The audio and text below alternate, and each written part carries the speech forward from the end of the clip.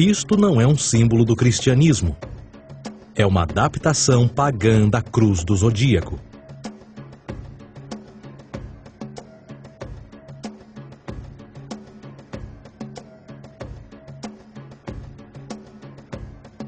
Esta é a razão pela qual Jesus, nas primeiras representações, era sempre mostrado com a sua cabeça na cruz. Jesus é o Sol, Filho de Deus, a luz do mundo. O Salvador a erguer-se, que renascerá, assim como o sol faz todas as manhãs. A glória de Deus que defende contra a força das trevas. Assim como renasce a cada manhã, e que pode ser visto através das nuvens, lá em cima nos céus, com a sua coroa de espinhos ou os raios de sol.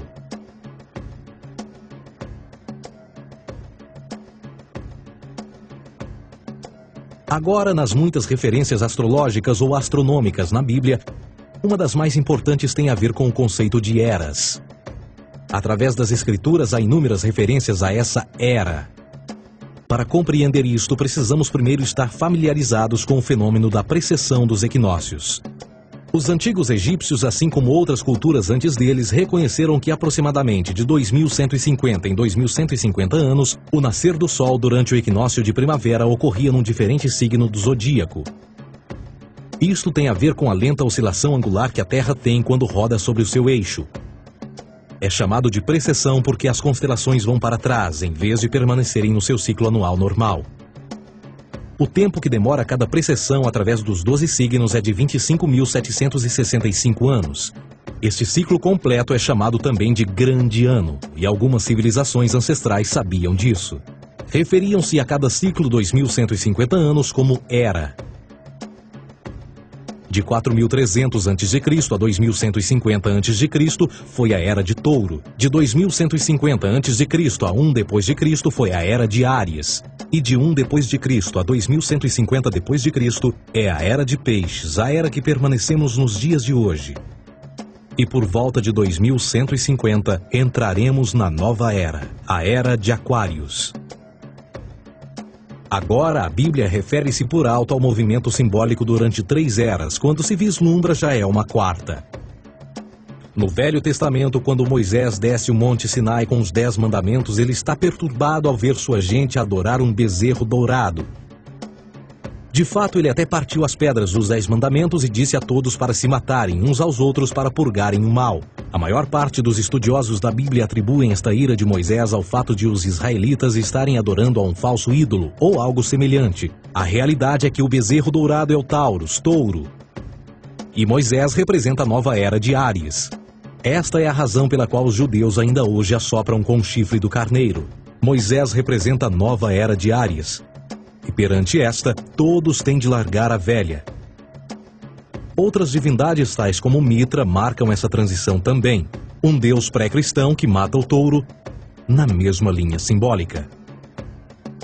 Agora Jesus é a figura portadora da era seguinte à de Áries, a Era de Peixes.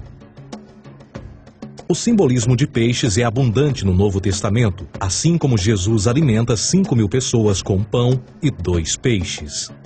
No início do seu ministério, enquanto caminhava ao longo da Galileia, conhece 2 pescadores que o seguem. Agora reflita-se voltar a ver um adesivo em formato de peixe escrito Jesus na traseira dos carros.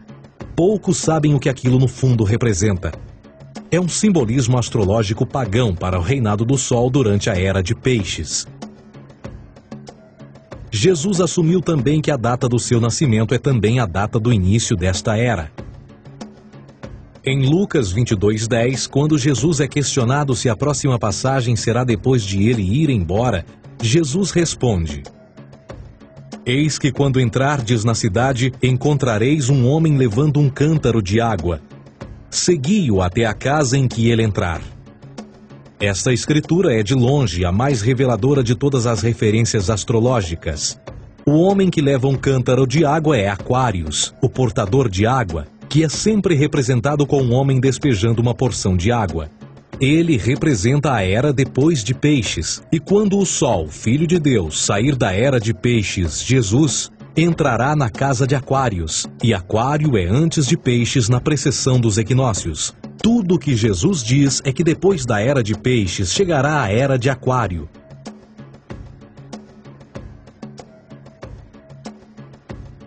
Agora todos já ouvimos falar sobre o fim do mundo.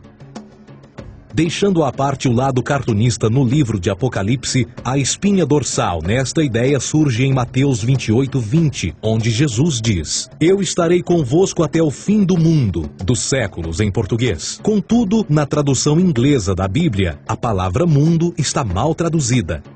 A palavra realmente usada era aion, que significa era. Eu estarei convosco até o fim da era, o que no fundo é verdade.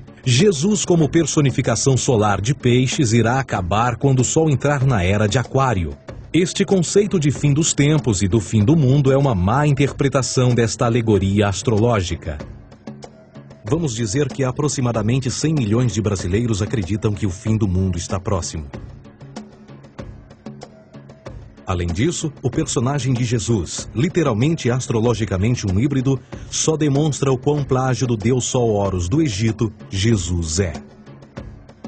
Por exemplo, inscrito há 3.500 anos atrás, nas paredes do templo de Luxor, no Egito, estão imagens da Enunciação, da Imaculada Concepção, do nascimento e da adoração a Horus. As imagens começam com o anúncio à Virgem Ísis de que ela irá gerar Horus, que Nefe, o Espírito Santo, irá engravidar a Virgem, e depois o parto e a adoração, e que é não mais do que o milagre da concepção de Jesus. Na verdade, as semelhanças entre Horus e Jesus são flagrantes.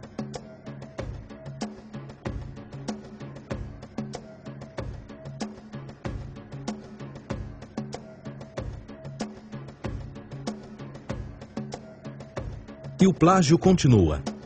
A história de Noé e da sua arca é tirada diretamente das tradições. O conceito de dilúvio é presente em todas as antigas civilizações, em mais de 200 diferentes citações em diferentes períodos e tempos. Contudo, não será preciso ir muito além da fonte pré-cristã para encontrar a epopeia de Gilgamesh, escrita em 2600 a.C. Esta história fala sobre grandes inundações ordenadas por Deus, uma arca com animais salvos e até mesmo o libertário retornar da pomba, entram em concordância com a história bíblica, entre muitas outras semelhanças. E depois há a história plagiada de Moisés. Sobre o nascimento de Moisés, disse que ele foi colocado numa cesta de cana e lançado ao rio para evitar um infanticídio. Ele foi mais tarde salvo pela filha de um rei e criado por ela como um príncipe. Esta história do bebê numa cesta foi retirada do mito de Sargão de Acade por volta de 2250 a.C. Depois de nascer, Sargão foi posto numa cesta de rede para evitar um infanticídio e lançado ao rio. Foi depois salvo e criado por Aqui, uma esposa da realeza Acádia. Além disso, Moisés é conhecido como legislador, portador dos 10 mandamentos e da lei mosaica. Contudo, a ideia de a lei ser passada de um deus para um profeta numa montanha é também antiga. Moisés é somente um legislador numa longa linha de legisladores na história mitológica. Na Índia, Manou foi o grande legislador. Na ilha de Creta, Minos ascendeu ao monte Ida, onde Zeus lhe deu as leis sagradas. Enquanto que no Egito, Moisés tinha nas suas pedras tudo o que Deus lhe disse. E no que diz respeito a estes 10 mandamentos, foram retiradas a papel químico do feitiço 125 do Livro dos Mortos do Antigo Egito. O que é que o Livro dos Mortos dizia? Eu nunca roubei, tornou-se tu nunca roubarás. Eu nunca matei, tornou-se nunca matarás. Eu nunca menti, tornou-se nunca levantarás falsos testemunhos, e por aí adiante. A religião egípcia é, no fundo, a base fundamental para a teologia judaico-cristã. Batismo, vida após a morte, julgamento final, imaculada concepção, ressurreição, crucificação, a arca da aliança, circuncisão, salvadores, comunhão sagrada, dilúvio, Páscoa, Natal, a passagem e muitas outras coisas e atributos são ideias egípcias, nascidas muito antes do cristianismo ou judaísmo. Justin Martyr, um dos primeiros historiadores e defensores cristãos, escreveu: